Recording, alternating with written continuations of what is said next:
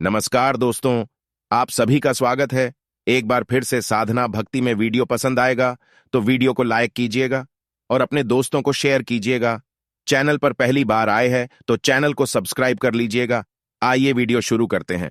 सुनते हैं गुरुजी से वे क्या कहते हैं इस बारे में। सोमवार में ये 5 गलतियां कभी मत करना। जानें सावन के पहले सोमवार में व्रत उपवास किस प्रकार से रखें। दोस्तों, सावन का महीना बहुत ही शुभ और मंगलकारी माना जाता है। सावन का हर एक दिन उतना ही पवित्र माना जाता है जितना कि पवित्र गंगा जल।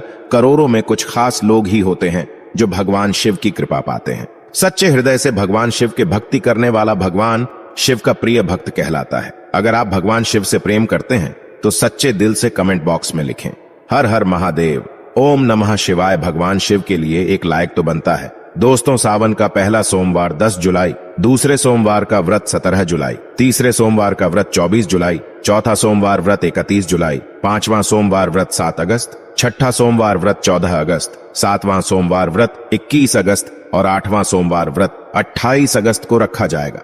दोस्तों, सावन की समाप्ति होगी 31 अगस्त को और रक्षाबंधन का त्योहार मनाया जाएगा। 30 अगस्त बुधवार के दिन सावन की समाप्ति होने से एक दिन पहले रक्षाबंधन का पर्व भी मनाया जाएगा। दोस्तों, सावन में पड़ने वाले सोमवार के व्रत में कुछ खास विशेष बातें आपको पता होना चाहिए।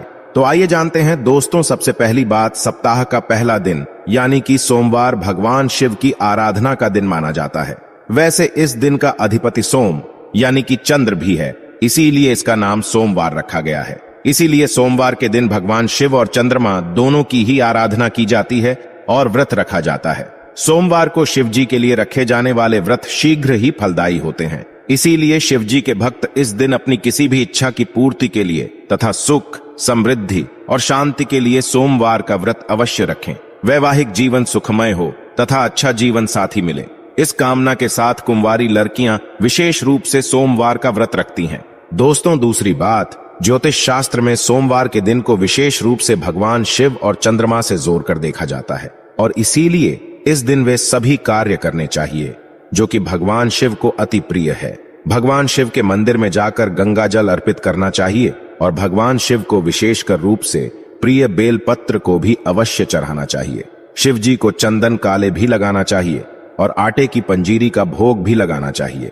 रात्रि में चंद्रमा को भी अवश्य देना चाहिए। इससे जीवन में सुख, समृद्धि और धन की प्राप्ति होती है। दोस्तों, तीसरी बात, भगवान शिव को सफेद वस्तुएं अत्यंत ही प्रिय है। इसीलिए सोमवार के दिन सफेद चीजें जैसे कि दूध, दही, सफेद फूल इत्यादि को भी विशेष रूप से भगवान शिव को अर्पित करना चाहिए और शिव जी को सफेद चीजों का ही भोग लगाकर आप भी सफेद वस्तु ही ग्रहण कर सकते हैं। इससे आप पर शिव जी की कृपा अवश्य बरसेगी। इसी के साथ ही सोमवार के दिन सफेद रंग के वस्त्र धारण करना चाहिए, अत्यंत शुभ माना जाता है। दोस्तों, चौथी बात, वास्तुशास्त्र के अनुसार सोमवार को किसी आवश्यक काम के लिए घर से बाहर जाने से पहले आईना अवश्य देख लें। आपके काम बिना किसी रुकावट के ही आश्चर्यजनक पूरे होने लग जाएंगे और आपको यश भी मिलेगा। दोस्तों, ये वह काम है जो हमें सोमवार के दिन अवश्य करने चाहेंगे, लेकिन कुछ काम ऐसे भी हैं जो हमें सोमवार के दिन कभी नहीं करने चाहिए। दोस्तों, पहली बात, सावन सोमवार के दिन काले रंग के कपड़े पहनकर शिव जी के मंदिर में भूल करके भी प्रवेश ना करें। व्रत इत्यादि में भी काले रंग के कपड़े कभी ना पहने। महिलाओं को सोमवार के दिन बाल भी नहीं धोने चाहिए, इससे परिवार पर गहरा असर पड़ता है। सोमवार के व्रत में व्रतधारी को थोड़ा संयम रखना चाहिए, इससे शिव जी क्रोधित हो जाते हैं। सोमवार के व्रत में वृद्धाधारी फलों में नाशपाती का सेवन गलती से भी नहीं करना चाहिए, इस शुभ नहीं माना जाता। और दूसरी बात, सोमवार के दिन मांस का सेवन करना वर्जित माना गया है। इसके विपरीत शिव जी का व्रत रखना चाहेंगे या फिर शुद्ध सात्विक आहार, दूध, दही, फल इत्यादि का सेवन करना चाहेंगे। दोस्तों, तीसरी बात, सोमवार के दिन किसी का भी अपमान ना करे और बुरे दिन आ निकाले। इसे जीवा पर बैठी मां सरस्वती का अपमान होता है और ऐसा बुरा व्यवहार सोमवार के व्रत में तो कतई ना करें, व्रत टूट जाता है। दोस्तों, चौथी बात, शिव जी की पूजा के साथ ही नंदी महाराज की पूजा भी आवश्यक है। दोस्तों, शिव पशु प्रेमी है, इसीलिए सोमवार को 4 पैर वाले पशु का अर्थात गाय माता की विशेषकर रूप से पूजा अर्चना करनी चाहिए। सोमवार के दिन गाय माता को कुछ न कुछ अवश्य खिलाना चाहिए, इससे व्रत पूरा माना जाता है। इसके साथ ही साथ नंदी महाराज बैल का अपमान या फिर उनके साथ गलत व्यवहार बिल्कुल भी ना करें। दोस्तों, पांचवी बात, पूजा करते समय इस बात का ध्यान रखें कि भगवान शिव को केतकी का फूल, कुमकुम, तुलसी के पत्ते, कटे फटे बेल पत्र या फिर खंडित चावल भूल करके भी नहीं चढ़ाएं और संघ से भी जल अर्पित ना करें। तो दोस्तों, सोमवार के दिन इस दिन शिव और चंद्रमा की आराधना करें, व्रत करें, शिव मंदिर में जाएं, साफ मन से दिल में कई बार ओम नमः शिवाय मंत्र का जाप अवश्य से कर लें। भगवान भोलेनाथ आप पर अवश्य प्रसन्न होंगे और आपकी हर मनोकामना पूर्ण करेंगे। इसी के साथ ही दोस्तों, क्या आप ये बात जानते हैं कि सोमवार के व्रत में यह फल, सावन के व्रत में यह फल कतई नहीं खाया जाता। यदि आप गलती से भी इस फल को खा लेते हैं तो जीवन भर भगवान शिव के क्रोध का सामना आपको करना पड़ सकता है। आपका व्रत भंग हो सकता है, यहाँ तक कि आपके परिवार पर कष्ट भी आ सकते हैं। कम से कम सोमवार के व्रत में तो ऐसे पाप कतई ना करें। दोस्तों, नंबर 1, शास्त्रों में ऐसा कहा गया है कि व्रतधारी को उधार मांगकर फल इत्यादि नहीं खाने चाहिए।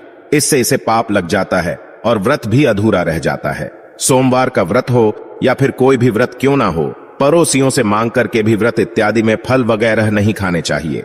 व्रत में उधार मांगकर खाने से व्यक्ति का व्रत झूठा हो जाता है। ईश्वर की शरण में भी आने पर व्यक्ति को झूठ नहीं बोलना चाहिए, कर्ज इत्यादि नहीं लेने चाहिए, चुगली आदि नहीं करनी चाहिए, उधार मांग करके भी नहीं खाना चाहिए। यदि आपको कोई अपनी मर्जी से खाने के लिए व्रत में कुछ भी देता है तो उसे आप खा सकते हैं, लेकिन व्रत में कम से कम उधार मांग करके तो फल इत्यादि नहीं खाना चाहिए। इससे पाप लगता है और व्यक्ति की पवित्रता भी भंग हो जाती है। दोस्तों, नंबर 2, सोमवार का व्रत हो या फिर सावन का व्रत, आपको नाशपाती बिल्कुल नहीं खानी चाहिए। दरअसल इस फल का नाम नाश यानी कि नाश करने वाला होता है, इसीलिए इस फल को व्रत में कभी नहीं खाना चाहिए। व्रत इत्यादि को छोड़कर किसी और दिन आप कभी भी ये फल खा सकते हैं, लेकिन अगर जिस दिन आपका व्रत हो उस दिन आप नाशपाती का सेवन नहीं करना चाहेंगे। भगवान को भी नाशपाती नहीं चढ़ानी चाहिए। दोस्तों, नंबर 3, कुटू या फिर सिंघारे का आटा खाने से भी आपका व्रत टूट सकता है। आपको बता दें कि लंबे समय से रखा हुआ आटा आपका व्रत भंग कर सकता है। दरअसल पुराने आटे में घुन इत्यादि कीड़े वगैरह पड़ जाते हैं जो ठीक तरह से दिखाई भी नहीं देते हैं। ऐसा आटा खाने पर दरअसल आप मांस का सेवन करते हैं और व्रत में कीड़े खाना घोर पाप के बराबर माना गया है और आपका व्रत भी भंग हो जाता है। व्रत में ताजी आटा खाना चाहिए। लंबे समय से रखे हुए आटे में कीड़े वगैरह पड़ जाते हैं, ऐसा कभी भी ना करें। व्रत हमेशा शुद्धता में ही रखना चाहेंगे।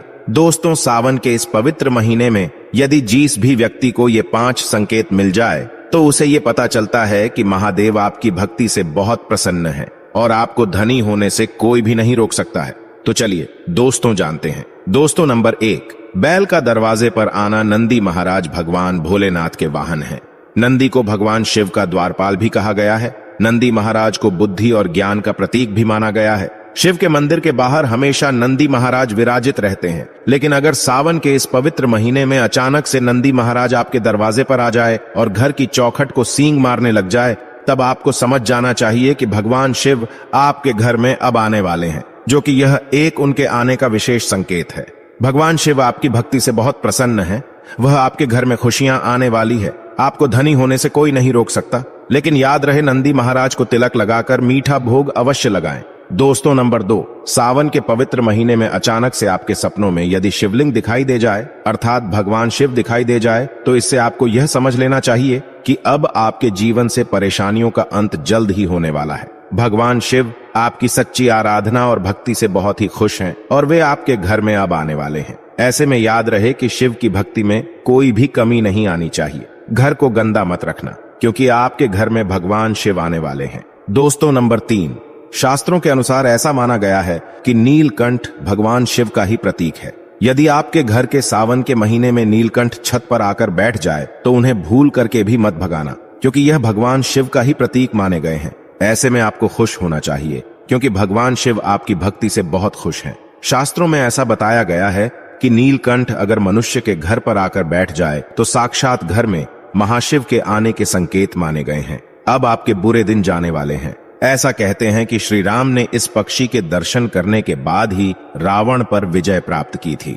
दोस्तों, नंबर 4, सावन के पवित्र महीने में अचानक से घर में काला सांप यदि निकल आए तो इसे बहुत ही शुभ माना गया है। इसे बिल्कुल भी ना मारे। ये भगवान शिव के आने का संकेत है। जिनकी भक्ति से महादेव प्रसन्न होते हैं, तब महादेव किसी खास अवसर पर ही अपने दर्शन देते हैं। सावन का महीना बहुत ही पवित्र महीना माना गया है। यही वो महीना है जिसमें भगवान शिव धरती पर आते हैं और उसी घर में अपना आवास बना लेते हैं। जो सच्चा भक्त होता है, सपनों में किसी भी मंदिर में राग नागिन का जोड़ा देखना बहुत ही शुभ माना गया है। ये घर में शिव के आने के संकेत हैं। अब आपको खुश होने की जरूरत है। दोस्तों, नंबर 5, सावन के शुभ अवसर पर सोमवार के दिन डमरू की आवाज, घंटियों की आवाज यदि सुनाई दे जाए तो यह अत्यंत शुभ माना गया है।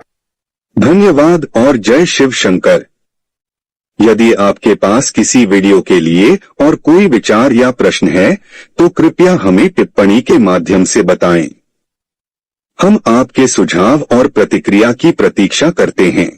दोस्त, आप वीडियो के अंत तक आ ही गए हैं तो आपसे रिक्वेस्ट है, चैनल पर पहली बार आए हैं तो चैनल को सब्सक्राइब करके बेल आइकन को ऑन कर ले और वीडियो पसंद आया हो तो अपने दोस्तों को शेयर कर दे ताकि उनको भी फायदा हो सके। धन्यवाद।